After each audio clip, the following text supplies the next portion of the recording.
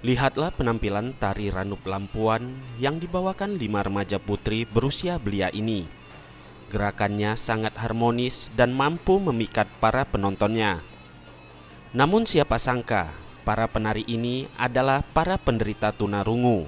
Mereka memang tidak bisa mendengar suara iringan musik tarian, namun mereka bisa mengingat gerakan tari yang dibawakannya melalui hitungan atau ketukan irama yang ejanya di dalam hati, agar mereka tahu persis kapan mereka akan menggerakkan tangan dan kaki, kapan harus membungkuk atau membalikkan badan.